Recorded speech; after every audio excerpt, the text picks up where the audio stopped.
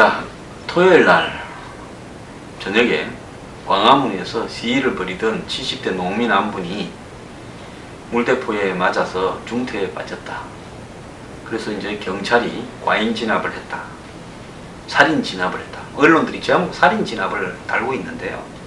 아무리 자신들이 어느 정파에 어느 가치에 속해 있는 언론이라 하더라도 제목 이렇게 달면 안 됩니다. 그냥 시위하던 이 노인이 경찰의 진압 과정에서 쓰러져서 중태다. 이렇게 해야지. 경찰이 시노민 죽으라고 물대포 쐈겠습니까? 조선 사격했다 어쨌다 이야기 있는데요. 제가 그날 봤는데요. 물대포는 위에서 보니까 이렇게 올라가가지고 조정에 따라서 이렇게 방향을 틀고 거기서 누가 대고 직접 물대포를 쏘는 게 아닙니다. 국민들도 정확하게 알아야 돼요. 차백이 있고 차백 위에 뒤에서 물대포가 이렇게 위로 올라와서 이렇게 하고 아마 물대포를 밑에서 조정하는 사람은 이 잠수함의 잠만경처럼 건너편의 상황을 보는 어떤 게 있어서 이렇게 리모트 컨트롤 하듯이 밑에서 조정을 하는 방식으로 물대포가 쏴지고 있었습니다. 그렇기 때문에 그것이 사람이 직접 쏘는 게 아니기 때문에 혹 시대가 그 근처에 가 있으면 맞을 수 있죠. 시대를 향해서 쏘는 거지 시대에 없는 시위 안 하는 사람한테 쏜 거나 아니지 않습니까? 그럼 왜 물대포를 쏘느냐? 자, 엄연히 집회 신고 내용에서 행진은 불허가 되었을 거고요. 광화문 사거리에서 북쪽으로는 불허가 되었을 겁니다. 광화문 쪽으로요. 경복궁 쪽으로, 청와대 쪽으로. 그럼에도 불구하고 그쪽으로 몰려왔고 이미 이 우파단체들이 집회를 그 앞에서 하고 있었는데 그 앞에가 차백이 있는 데입니다. 지금 조선 호텔, 그 코리아나 호텔부터 해가지고 건너편에 있는 파이낸스 빌딩까지가 차백으로 이렇게 쳐져 있었는데 거기만 있는 게 아니라 3중 4중으로 돼 있었죠. 한쪽에서 우리 집회를 하고 있는데 이미 집회가 끝나기 전에 이미 물대포가 쏴지면서 붙었습니다. 그러면 왜 붙었느냐? 가지 않기로 되어 있는 데를 통과하려고 예를 들어서 경찰 버스로 이루어진 진압벽을 흔들어 제끼기 시작한 겁니다. 자, 거기에 타이어 밑에다가 줄을 매가지고 당기기 시작했습니다. 줄다리기 하는 식으로요. 그것만 했습니까? 어떤 사람은 차가 이렇게 켜놓고 오랫동안 있어야 되니까 가스 배출구에 그게 마치 무슨 유류 주입구인 줄 알고 불을 붙여가지고 집어넣기도 했습니다. 거기에 또 어떤 사람은 쇠파이프로 차량에 유리라든지 이런 걸 깨기 시작했고 어떤 사람은 또 사다리로 기어오르기도 시작했습니다. 이러다 보니까 그러면 경찰은요 그렇게 하도록 다 지켜보면서 방치를 해야 되는 겁니까? 자, 경찰도요 요즘 시위가 별로 없다 보니까 옛날같이 진짜 옛날에 우리 대학 다닐 때는 80년대는 백골단이라는 게 있었습니다. 시위가 이번처럼 이렇게 커져가지고 진압이 잘 안 될 때는 백골단이 나옵니다. 그 사람들은 전갱이나 의경이 아니라 전문적인 경찰 진압 부대로서 그 사람들은 딱 이렇게 몸에 가드 보호장치를 하고 헬멧을 딱 쓰고 백골단이라 부르는 게 하얀 헬멧을 썼습니다. 이 파이프를 들고 이 방망이죠. 방망이를 들고 놓으면요. 경찰 방망이를 들고 놓으면 확실히 데모하던 학생들이나 시위대도 겁을 먹고 다 도망갔습니다. 근데 지금은 그런 식으로 진압을 하면 난리 나는 시절이 아니겠습니까? 자, 그렇다면 이번에 집회를 하던 사람은 제가 아까도 말씀드렸다시피 곳곳에서 대학로에서 서울역 앞에서 태평로에서 자기들끼리 몇천 명, 몇만 명 단위로 모여서 민노총, 전농부터 시작해서 전교조, 그 다음에 빈민연합회 다 집회를 했습니다. 그러고는 서울시청 광장에 모여들었습니다. 10만 명쯤 모여든 사람들이 다 강경한 정권에 반대하는 사람들입니다. 그런 사람들이 예를 들어서 어떻게 할 것이다라는 것은 이미 경찰도 알았고 자신들도 알았습니다. 그래서 가포 비상령을 내렸던 거 아니겠습니까? 경찰이요. 그러면서 청와대로 행진하자라는 것도 알았습니다. 즉 이 사람들이 원하는 것은 2008년의 광우병 시위와 같은 모습을 again 2008년이었죠. 그때 어떻게 했습니까? 청와대 근처까지 진출해서 난리가 났지 않습니까? 그때의 짜릿했던 모습을 한 번 더 느끼고자. 그렇게 한다고 해서 정권이 넘어가겠습니까? 대통령이 도망을 가겠습니까? 대통령 청와대 있지도 않습니다. G20 갔잖아요. 그러면 뭐 때문에 그렇게 하는 겁니까? 그렇게 한다고 해가지고 국민들이 그 모습을 보면서 청와대 근처까지 가서 청와대 담 넘어간다고 해서 당신들이 잘한다고 박수 치겠습니까? 자, 그러면 뭐 때문에 그렇게 하는 겁니까? 그렇게 하는 목적은 딱 두 가지입니다. 노동오법 계약하지 마라. 즉, 박 대통령의 노동개혁을 하지 마라는 이야기입니다. 그건 민노총의 이해관계입니다. 그 다음에 국정화 교과서, 역사교과서 국정화 반대한다. 딱 그겁니다. 그 외에 뭐 나머지 사람들 뭐라 했지만은 뭐 때문에 때문인지도 아는 사람이 아무도 없습니다. 그렇게 해서 모였는데, 자, 노동오법 뭐 계약하지 마라. 그러니까 노동개혁 반대한다면, 그러면 여러분들 경찰차를 때리 부수고 차벽을 넘어서 청와대로 간다고 그게 안 되는 거겠습니까? 자, 국사교과서를 국정화한다고 해가지고 경찰차를 불태우고 청와대 담을 넘으면 해결이 됩니까? 그럼 이렇게 하는 목적은 뭡니까? 아, 우리가 이만큼 새가 있다라는 것을 모처럼 오래간만에 몸 한번 풀면서 과시했다. 정권에 금 한번 줬다. 그거 아니겠습니까? 처음부터요, 차를 끌어내려고 긴 로퍼도 준비해왔고, 그 다음에 차벽을 넘으려고 사다리나, 그 다음에 차벽을 돌파하려고 쇠파이프도 준비해왔습니다. 이미 저쪽에서 물대포를 쏘기 시작할 무렵에 곳곳에 흩어져 가지고요. 참, 저는 찾아가기도 어렵던데, 흩어져서 다 숨어 있다가 광화문 뭐 지하 도로 몰려들고 해서 광화문 지역에서는 차도 못 탔습니다. 전철도요. 그러니까 처음부터 청와대로 가려고 다 준비를 하고 있고, 이미 종로는 그 사람들로 가득 차기도 시작했습니다. 경찰이 막아봐야 한계가 있죠. 자, 이런 상황에서 예고가 되었던 차벽에 대해서 또 집회 시식, 집회 이후에 행진 부분이 보통 있습니다만, 글로 행진하겠다면 집회 신고가 안 되니까 행진하겠다는 말은 없었을 겁니다. 안 하기로 했던 부분을 했습니다. 그리고 주요한 국가 시설물이 있는 데를 점거하겠다고 향했습니다. 그럼 경찰이 막아야지, 안 막습니까? 자, 시위대는 쇠파이프와 온갖 걸로 무장을 하고 10만 명이 떼거지로 몰려오는데 경찰은 총을 쏠 겁니까? 뭘 쏠 겁니까? 오늘 어떤 새누리당 국회의원이 미국 같으면 총을 쐈다고 했는데 그건 사실입니다. 국회의원이 그 말을 했기 때문에 이런 와중에 다친 사람도 있고 중태를 입은 사람도 있는데 어떻게 그런 말을 하냐고 해가지고 또 그 국회의원이 욕을 바가지로 먹고 있습니다만은, 그러면 이런 집회, 한마디로 이성이 마비되고 지휘부도 누군지도 모르고 폭도로 변하는 이런 집회에 대해서 정부가 지켜봐야 됩니까? 경찰이 일로 가십시오 하고 안내해야 됩니까?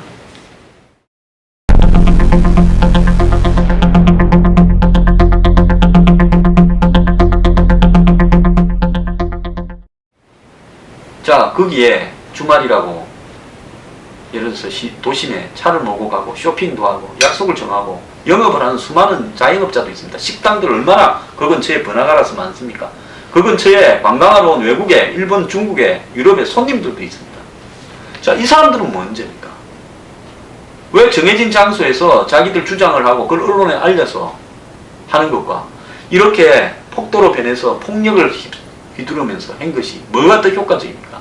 이제 시위에서 남은 것은 폭력 시위하다가 다쳐서 과잉 진압했다고 주장하는 것밖에 더 남아 있습니까? 뭘 주장했는가는 하나도 알려지지 않았어요.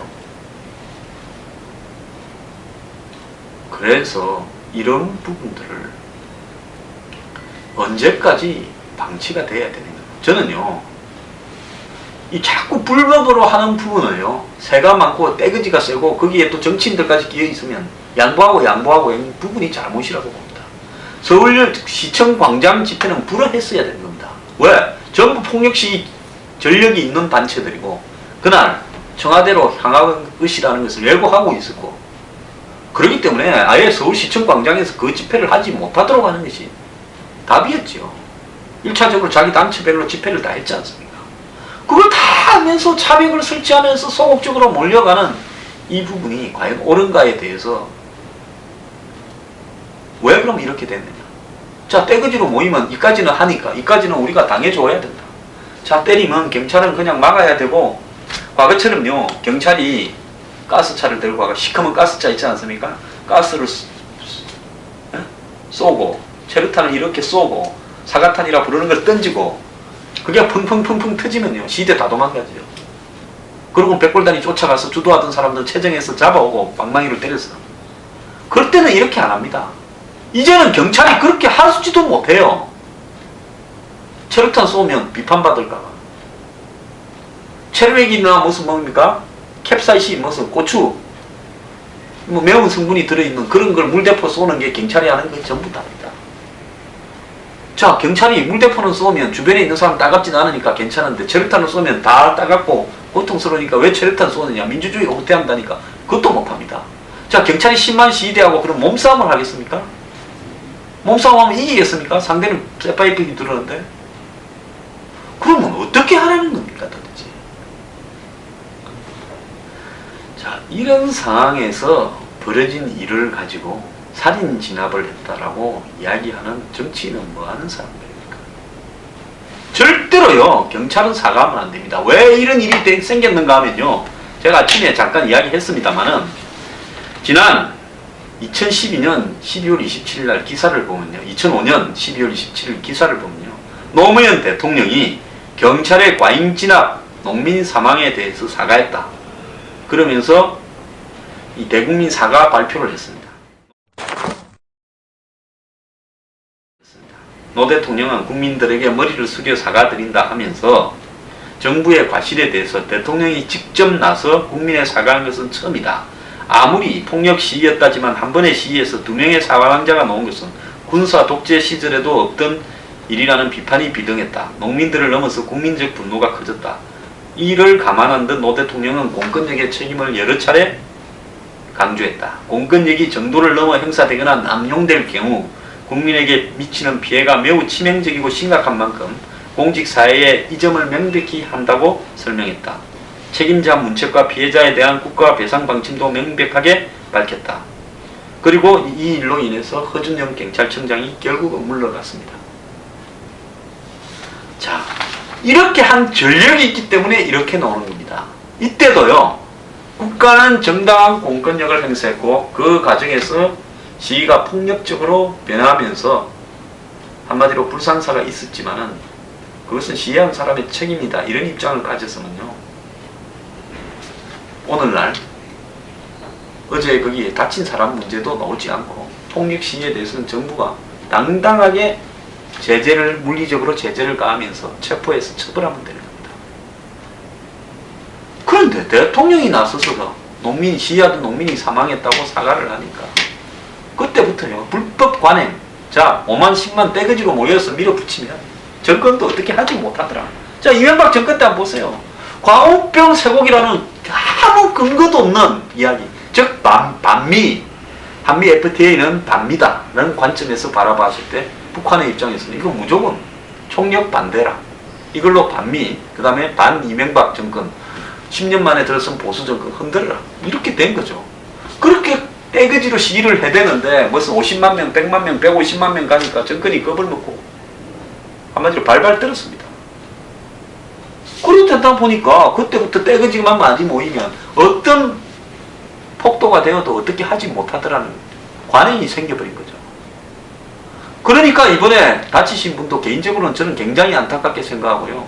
전남 보성군이라는데 70대 노인이 FTA 이런 것 때문에 항의하는 입장이 있으니까 올라와서 그랬다고 보이는데요.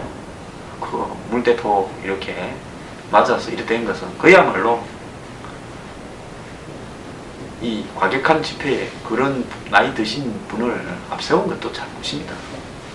자, 하지만요, 공권력의 집행 과정에서 생길 수도 있는 일이 생긴 겁니다. 누가 그 노인께서 맞아서 죽으라고, 다치시라고 조준해서 했겠습니까? 그러면 그 사람은 또 책임 안 집니까?